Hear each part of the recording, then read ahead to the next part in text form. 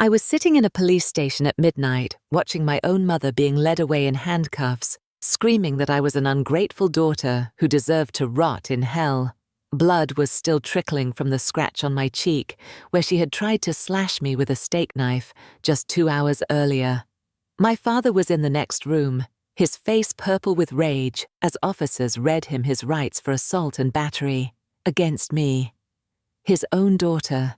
And you know what the craziest part was? I felt absolutely nothing. No sadness, no guilt. Just a strange, hollow sense of relief that it was finally over.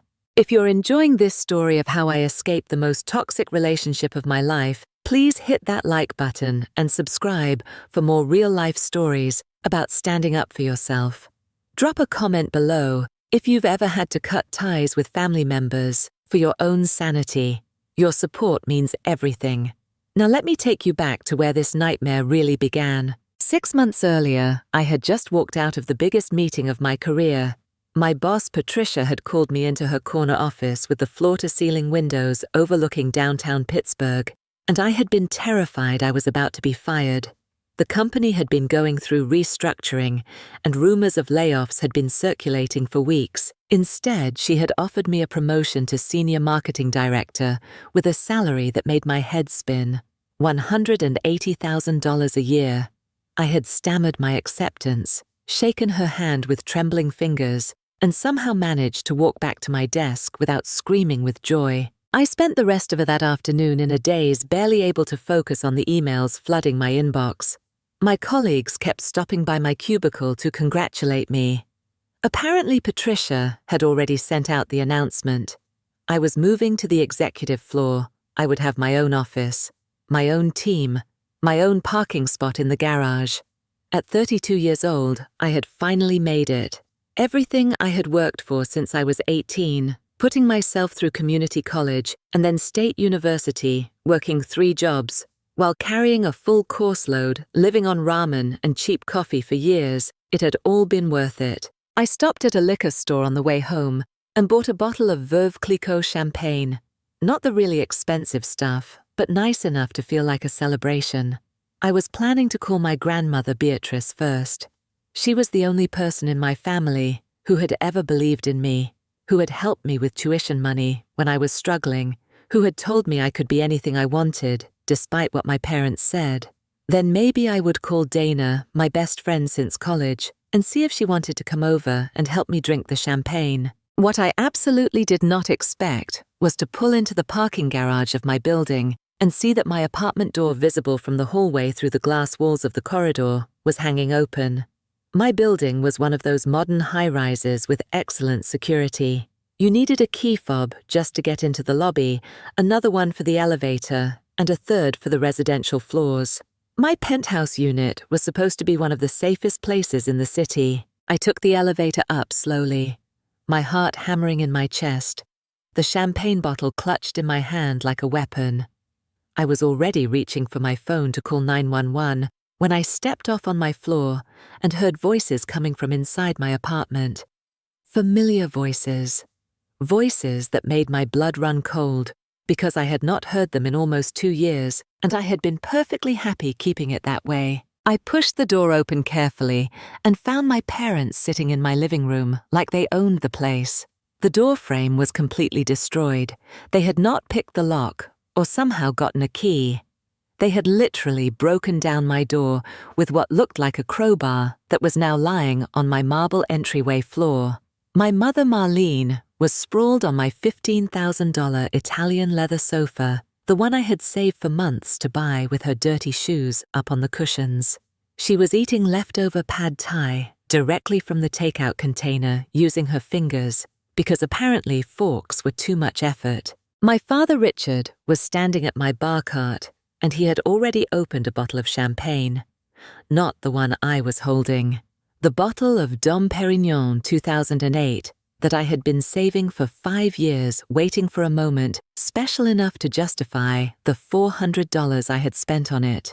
He was drinking it straight from the bottle like it was cheap beer, and when he saw me standing in the doorway, he actually raised it in a mocking toast. For a long moment, I could not speak. I could not even move. I just stood there, staring at the two people who had made my childhood a living nightmare, who I had finally managed to escape, who were now violating my home and my peace like it meant nothing. My mother was the first to break the silence. She did not apologize. She did not explain. She just looked at me with those cold, calculating eyes I remembered so well and told me to close the door. We needed to have a family meeting. I wanted to scream. I wanted to call the police immediately. But some old, damaged part of me, the part that had spent 18 years being trained to obey them, no matter what made me close the door. I set the champagne bottle down on the entry table, very carefully, trying to keep my hands from shaking, and asked them how they had found me. I had moved to this building specifically to get away from them. I had not given them my new address. I had blocked their numbers. I had made it clear the last time I saw them that I wanted no contact. My father laughed, a harsh, ugly sound that I remembered from every time he had mocked my dreams of going to college. He told me I was naive if I thought I could hide from them. They were my parents. They had connections. My mother chimed in saying they had hired a private investigator. Cost them $500, but it was worth it to track down their ungrateful daughter, who thought she was too good for her own family now. I felt sick. They had spent $500. They probably did not have to hunt me down like I was a fugitive. I asked them what they wanted, even though I already knew the answer. It was always the same thing. Money. My mother reached into her enormous knockoff designer purse, the kind you could buy on street corners for $20, and pulled out a stack of papers. She threw them onto my glass coffee table so hard that I was surprised it did not crack. I recognized what they were immediately. Bank statements. My bank statements. The monthly summaries that should have been locked in my mailbox downstairs in the secure mailroom. I looked at the broken doorframe at the crowbar on the floor and realized they had not just broken into my apartment, they had broken into the building's mailroom too. That was a federal crime. Tampering with US mail could get you 5 years in prison, and they were sitting there grinning about it like they had just won the lottery. My mother's voice cut through my shock like a knife. She wanted to know how I could sleep at night, knowing I made $180,000 a year while my own parents were struggling to survive. She said the words slowly, emphasizing each syllable like she was savoring them. $180,000. I wondered how long they had been stealing my mail, reading my financial information, planning this ambush. I tried to explain that I had worked hard for this money, that I had put myself through school with no help from them, that I had student loans I was still paying off, that I had bills and expenses, and a life I had built entirely on my own. My father cut me off mid-sentence. He stood up from the bar cart, weaving slightly clearly, already drunk on my expensive champagne, and told me he did not want to hear my excuses. He said he had already consulted with a lawyer, some guy he knew from the casino, who apparently told him about something called filial responsibility laws. He claimed that in Pennsylvania, adult children could be legally required to support their parents if the parents were destitute. I knew he was twisting the truth. Those laws were rarely enforced and only applied in very specific circumstances involving medical care and nursing homes. But the fact that he had researched this, that he had gone to a lawyer and planned this confrontation, made me realize how serious they were. My father laid out his demands like a mob boss in a bad movie. He wanted 50% of my income, not a one-time payment, not help with a specific expense. 50% of everything I earned transferred to them monthly, or he would make my life a living hell. He would go to my workplace and cause scenes. He would call my boss and tell her I was abusing my elderly parents. He would contact every client my company worked with and tell them what a terrible person I was. He would ruin my reputation, destroy my career, and make sure I never worked in this city again. I felt something inside me crack. Not break completely, not yet, but crack. A fissure running through the careful control I had built over years of therapy and self-help books and meditation apps. I walked over to the coffee table and snatched my bank statements out of my mother's hands. The paper tore slightly, and I was glad. I told them to get out of my apartment immediately or I would call the police. My mother just laughed. That awful cackling laugh that I remembered from every time she had manipulated me as a child, every time she had made me feel guilty for wanting anything for myself, every time she had convinced me that I was selfish and ungrateful and worthless. She told me I would not call anyone. I was too weak. I had always been too weak. I would do exactly what they wanted, because that was what I always did. And that was when my father moved. He crossed the room faster than I expected for someone so drunk, and he shoved me, hard. I went stumbling backward, and my shoulder hit the corner of a picture frame hanging on the wall. The pain was immediate and sharp, and I felt the frame fall off the wall and shatter on the floor behind me. It was a photograph of me and my grandmother at my college graduation, one of my most treasured possessions, and now it was destroyed. The pain in my shoulder was nothing compared to the rage that flooded through me. I pulled out my phone with shaking hands and dialed 911. My father tried to grab it from me, but I twisted away, already talking to the dispatcher, giving my address, saying I needed police immediately because I was being assaulted in my own home.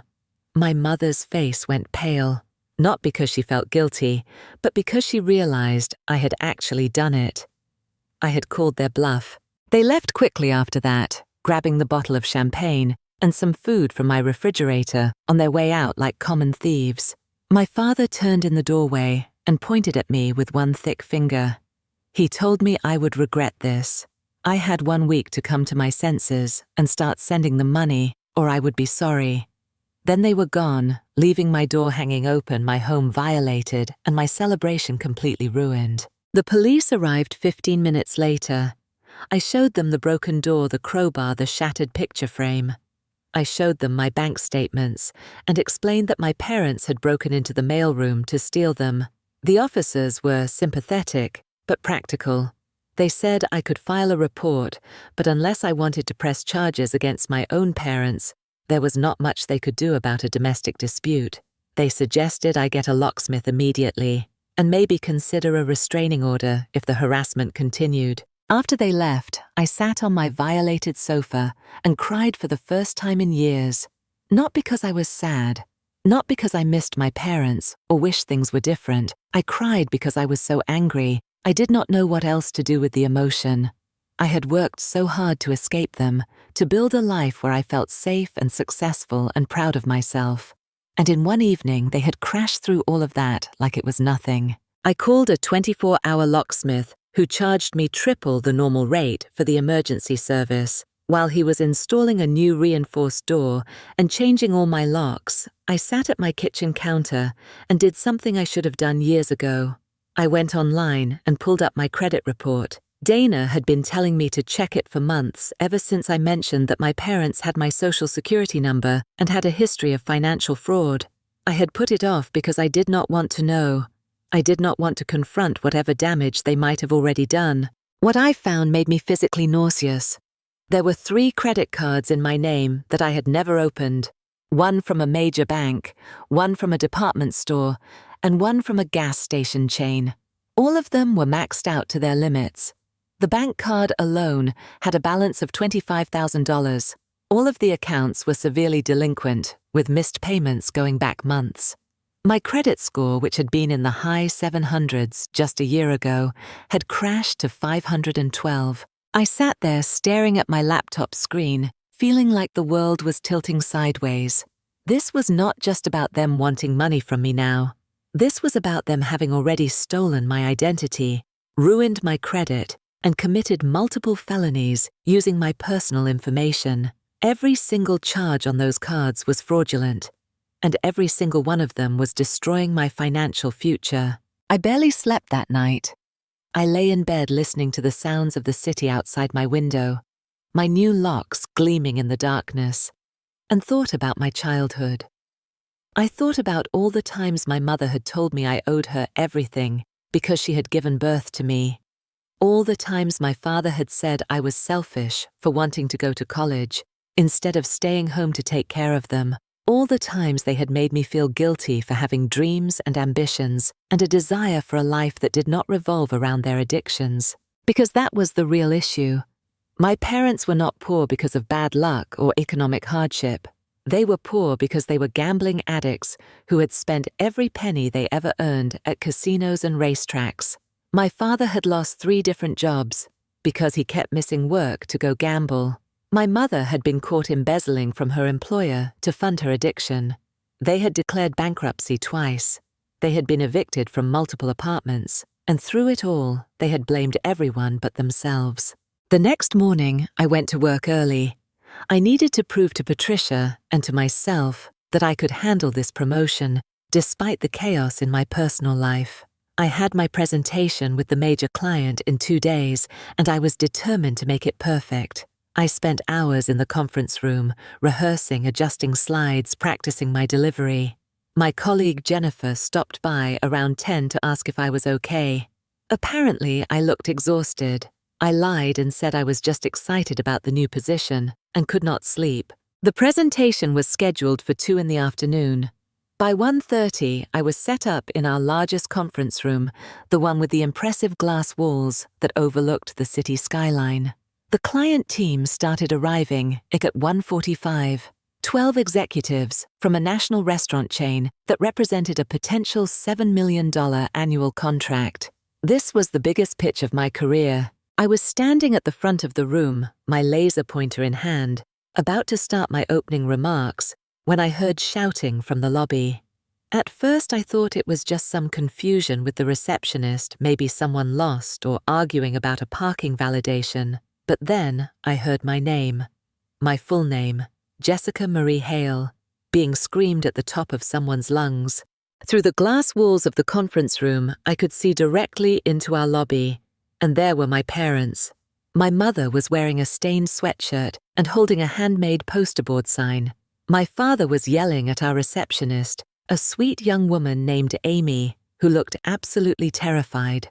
I watched in horror as my father started pounding on the reception desk, demanding to see me, demanding to speak to my manager, demanding justice for how his daughter was treating him. The sign my mother was holding read in giant crooked letters, "Jessica Hale abandoned her starving elderly parents." She had even drawn little stick figures of sad old people, like some kind of deranged elementary school project. She was crying loud, theatrical sobs, telling everyone in the lobby that I was making 6 figures while they were homeless and starving. None of it was true. They had a house. They were not starving, and I did not owe them anything. But the truth did not matter. The scene was spectacular and humiliating, and exactly what they had threatened. I saw my boss, Patricia, emerge from her office. I saw our head of security, a former police officer named Marcus, approach my parents and try to escort them out. And then I watched my father completely lose control. He shoved Marcus hard enough that the man stumbled backward into a potted plant. 2 more security officers came running. My mother was now shrieking that they were being assaulted, that this was elder abuse, that someone needed to call the news stations. One of the client executives cleared his throat behind me. I turned around and saw 12 faces looking at me with expressions ranging from shock to concern to poorly concealed judgment. The lead executive, a man named Robert Chen, who had flown in from Chicago for this meeting, asked quietly if I needed to step out and handle that. His tone was carefully neutral, but I could hear the unspoken question. What kind of person has parents who show up at their workplace acting like that? I excused myself, my face burning with humiliation, and walked out of the conference room on shaking legs. Patricia intercepted me in the hallway. Her face was professionally blank, but I could see the tension around her eyes. She did not yell. She did not even seem particularly angry. She just told me very calmly that I needed to handle my personal situation immediately. The company had a reputation to maintain. Our clients needed to trust that we were stable and professional. She was giving me the rest of the day off, and she strongly suggested I resolve whatever family crisis I was dealing with before returning to the office. I felt my promotion slipping away in real time. This was supposed to be my triumph. My moment to prove I deserved the corner office and the big salary and the respect of my peers. Instead, I was being sent home like a misbehaving child while my parents destroyed everything I had worked for. I nodded numbly and grabbed my purse from my desk, avoiding eye contact with everyone who was staring at me. When I got down to the lobby, the police had arrived. My parents were outside on the sidewalk, still causing a scene. A crowd of office workers on their lunch breaks had gathered to watch the show. Someone was filming on their phone. My mother saw me come through the revolving doors and immediately ran toward me, arms outstretched, like she was going to embrace me. I stepped back instinctively, and she stopped, her face crumpling into exaggerated hurt. She started wailing about how her own daughter would not even hug her, how I had become so cold and heartless, how all she wanted was to see me and make sure I was okay. My father joined in, his voice booming across the plaza about family values and obligation and respect for your elders. The police officers looked at me questioningly, clearly, trying to figure out if this was a legitimate family dispute or something more sinister. I pulled one of the officers aside and explained as calmly as I could that my parents had broken into my apartment last night, that they were harassing me for money, that they had committed identity theft against me. I told him I had filed a report with his department just hours ago. He checked his tablet and confirmed that yes, there was a report from my address about a break-in and possible fraud. He told my parents they needed to leave immediately or they would be arrested for trespassing and disturbing the peace. That was when my father grabbed my wrist. His fingers dug into my skin hard enough to leave bruises, and he pulled me close enough that I could smell the alcohol on his breath at noon on a Tuesday. He hissed in my ear that I had made a big mistake. I had until Friday to start wiring them $5,000 a month, or he would make sure everyone in Pittsburgh knew what a terrible person I was. He would go to every company I might ever want to work for. He would ruin me. I yanked my arm away and told him to never touch me again. The police officer stepped between us and informed my father that he was now being detained for assault. My mother started screaming that this was a setup, that I was trying to frame them, that they were the victims here. The second officer told her she needed to calm down or she would be arrested too. She did not calm down. She launched into a tirade about her rights and how police always sided with rich people over the poor and how this was discrimination. I did not wait to see how it ended. I turned and walked away, my wrist throbbing, my career in shambles, and my reputation destroyed. I got in my car and drove to Dana's law office without even calling first. I must have looked terrible because her assistant took one look at my face and immediately buzzed me through to Dana's private office. Dana took one look at me and closed the door. She ordered her assistant to hold all her calls cleared off a chair that was piled with case files and told me to sit down and tell her everything. So I did. I told her about the break-in, about the identity theft I had discovered, about the scene at my office, about the threats and the assault, and the complete nightmare my life had become in less than 24 hours. Dana listened without interrupting her sharp legal mind, clearly already working through the implications. When I finally stopped talking, she was quiet for a long moment. Then she asked me a question that changed everything. She asked me if I was ready to actually fight back. Not just defend myself, but go on the offense, really make them pay for what they had done. I thought about it. I thought about spending the rest of my life looking over my shoulder, wondering when they would show up next, what they would do, how they would try to ruin me. I thought about the little girl I had been always trying to earn, their love, always falling short, always being told I was not enough. I thought about the woman I had become despite them, not because of them. And I thought about what I wanted my future to look like. I told Dana yes. I was ready to fight. I was ready to do whatever it took to make this stop permanently. Dana smiled, and it was not a nice smile. It was the smile of a lawyer who had just been given permission to destroy someone in court. She told me to go home, take the rest of the day to rest, and come back tomorrow morning. We had a lot of work to do. Over the next 72 hours, Dana and I built a case that was absolutely airtight. We filed fraud reports with all 3 credit bureaus. We filed police reports for the identity theft with extensive documentation. We gathered security footage from my building, showing my parents breaking into the mailroom. We got statements from my locksmith about the damage to my door. We compiled every threatening text message and voicemail they had ever left me. We built a timeline of their financial crimes going back years. But Dana's real stroke of genius was suggesting we set a trap. She pointed out that my parents were clearly desperate for money. They had threatened to ruin my career if I did not pay them. That suggested they needed cash immediately, not in some distant legal settlement. Dana had done some digging and discovered through her investigator contacts that my parents owed money to some very dangerous people. Loan sharks. Apparently, my father had borrowed $10,000 at an insane interest rate to cover gambling debts, and the people he owed were not the patient type. That was why they were so desperate. That was why they had hired a private investigator to find me despite not having money for rent. That was why they were willing to break into my home and harass me at work. They were not just greedy, they were terrified.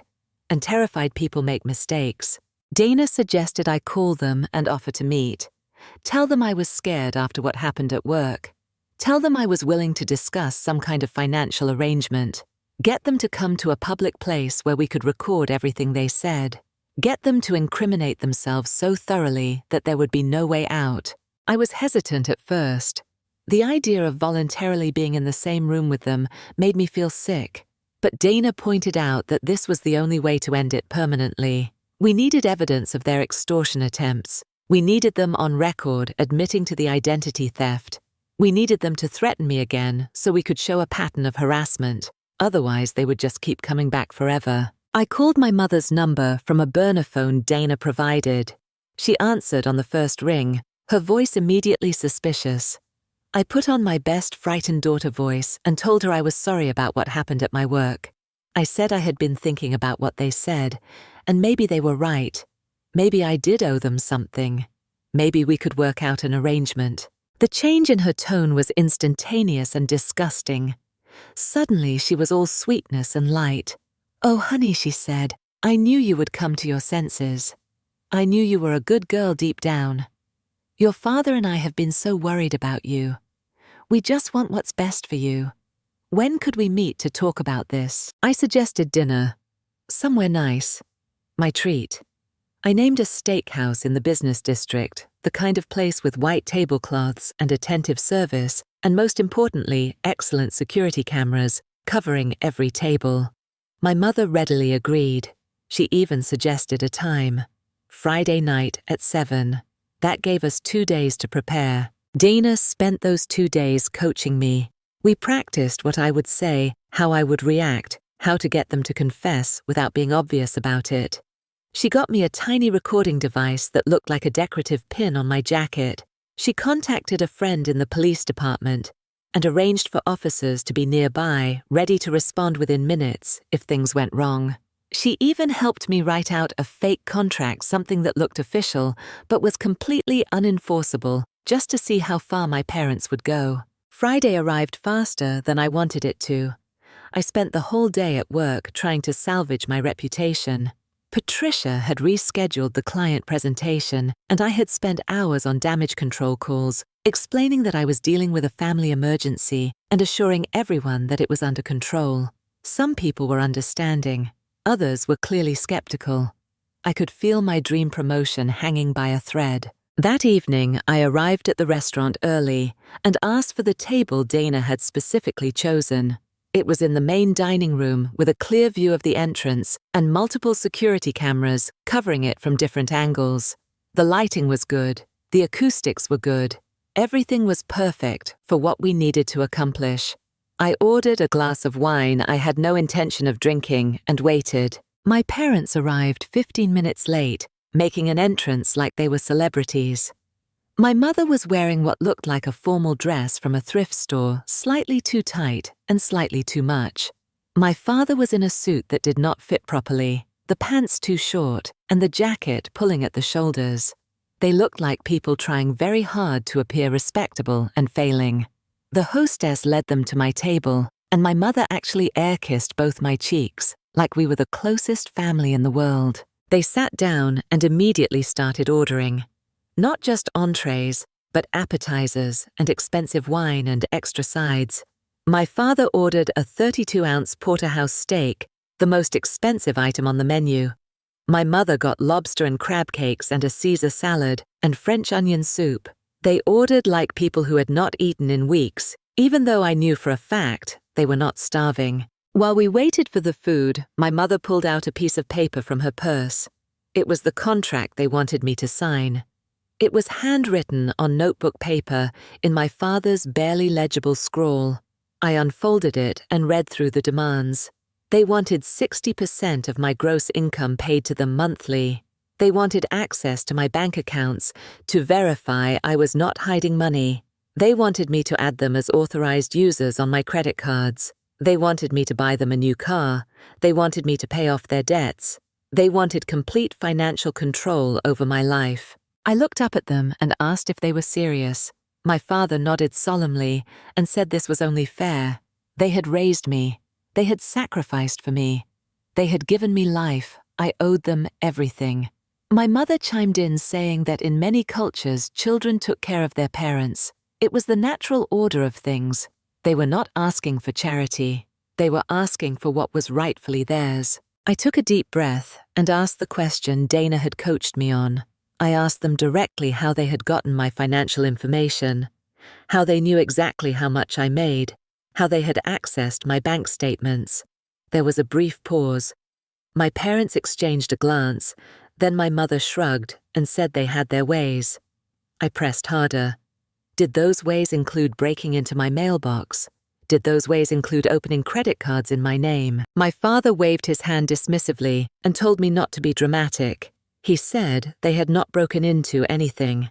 The mailroom door had been unlocked. And as for the credit cards, well, I was their daughter. My name was their name in a way. They had given me that name. They had every right to use it if they needed to. It was all just family business. My mother actually laughed at this point. She told me I was making a big deal out of nothing. So what if they had opened a few cards in my name? I had good credit. I could afford it. And anyway, what was I going to do about it? Turn in my own parents. No daughter would do that. I was just being stubborn and selfish like always, but eventually I would see reason. I let them keep talking. I asked about the cards specifically. Which ones had they opened? How much had they spent? My father started listing them off like he was proud. The bank card, yeah, that was mostly to pay off his poker debts. The department store card was for my mother to buy some clothes and things for the house. The gas card was just practical, he said. They needed gas to drive around. It was not like they were wasting the money. $25,000 in fraudulent charges was not wasting money, I asked. My father's face darkened. He told me to watch my tone. I needed to show some respect. They were my parents and I needed to remember that. My mother reached across the table and patted my hand in a way that made my skin crawl. She said I was getting too emotional. We were family. Family helped each other. All I had to do was sign the contract and everything would be fine. I pulled my hand away and told them I was not going to sign anything. I told them what they had done was illegal. It was identity theft and fraud, and I had already filed police reports. I told them I had evidence of everything, and I was going to make sure they faced consequences. The change in atmosphere was immediate and terrifying. My father's face went from dark to purple in seconds. He stood up so fast his chair fell backward and crashed to the floor. Other diners turned to look. He leaned across the table and grabbed for my jacket, trying to snatch the pin where the recording device was hidden. I jerked backward, but he caught my collar, yanking me half out of my seat. The wine glasses on the table went flying, red wine spreading across the white tablecloth like blood. My mother was screaming now. Not at my father to stop, but at me. She was calling me a lying bitch, a traitor, an ungrateful whore. She was saying I had set them up, that I had planned this, that I was trying to destroy them. A waiter tried to intervene, and my father shoved him away so hard the man stumbled into another table, sending plates crashing to the floor. I remembered every self-defense class I had ever taken. When my father lunged at me again, I brought my elbow up hard into his solar plexus. The air went out of him in a whoosh, and he stumbled backward, knocking into a server, carrying a tray of entrees. Food went everywhere. People were screaming. The maitre d' was running toward us. That was when my mother completely snapped. She grabbed a steak knife from the table setting and came at me with murder in her eyes. She was shrieking that I had dared to hit my own father, that I deserved to be taught a lesson, that she was going to make sure I never forgot who I was dealing with. She swung the knife at my face, and I threw my arm up to block it. The blade caught my cheek, a hot line of pain that made me gasp. I shoved her away as hard as I could. She fell backward into another diner's chair, and the woman sitting there screamed. My mother was still trying to get up, still holding the knife, still screaming obscenities at me. My father had recovered his breath and was coming at me again. And then the front doors of the restaurant burst open, and police officers came flooding in. Dana had timed it perfectly. The moment I had texted her the code word we had agreed on, she had called 911. The officers had been staged just a block away, waiting. They came in with hands on their weapons, shouting orders, separating everyone. My father tried to fight them, actually threw a punch at one officer, and was immediately tackled to the ground and handcuffed.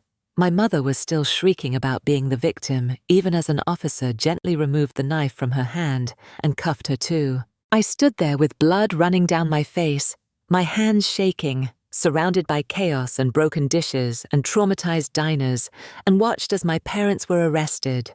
Really arrested. Not just detained and released. Arrested for assault with a deadly weapon, assault on a police officer, destruction of property, and disturbing the peace.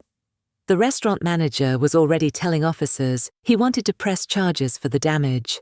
Multiple witnesses were giving statements about what they had seen. An EMT arrived and wanted to check my face. The cut was not deep, but it would need cleaning and maybe a butterfly bandage.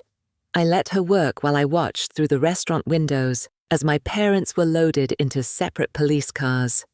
My mother was still yelling. My father was silent now, his face unreadable. They were both going to jail.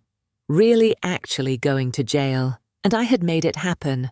The police took my statement. I gave them the recording device with its perfect audio of my parents admitting to identity theft and financial fraud.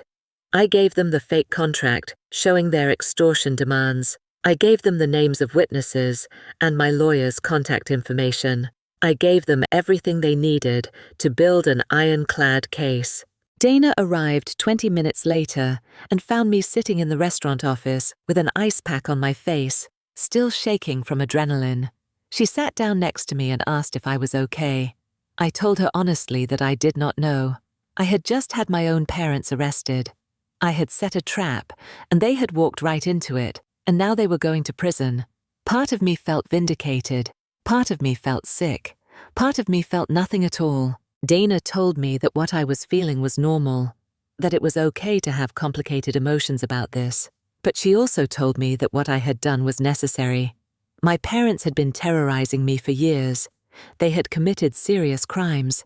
They had threatened my life and my career. This was not about revenge. This was about stopping them from ever being able to hurt me again. The weeks that followed were a legal whirlwind. My parents were held on high bail, and the DA's office eagerly pursued the case given the mountain of evidence. Dana connected me with a prosecutor who methodically dismantled every defense their public defender attempted.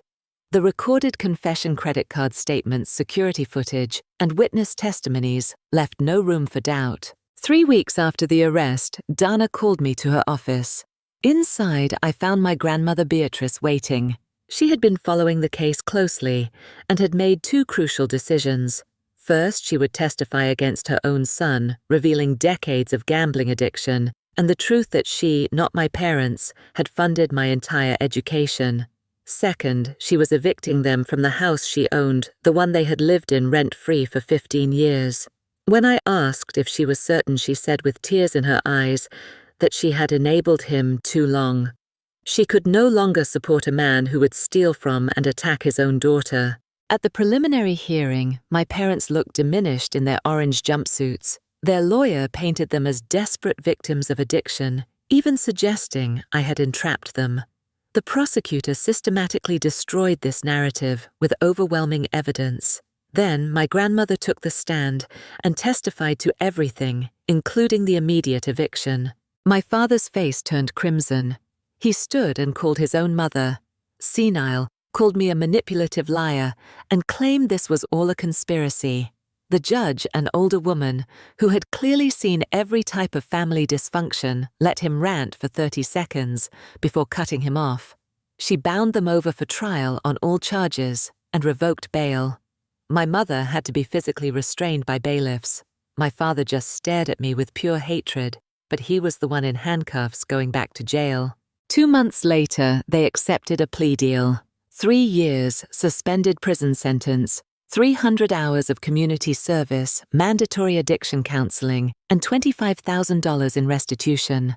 Most importantly, a permanent restraining order. If they came within 500 feet of me ever again, they would immediately go to prison for the full 3 years. My grandmother evicted them as promised. With nowhere to go, they ended up in transitional housing, working warehouse and fast food jobs to survive and pay restitution. Through distant relatives, I heard they blamed me for everything, told anyone who would listen that I was an ungrateful daughter who destroyed their lives. I did not care anymore. I had spent 32 years trying to earn their love. I was done.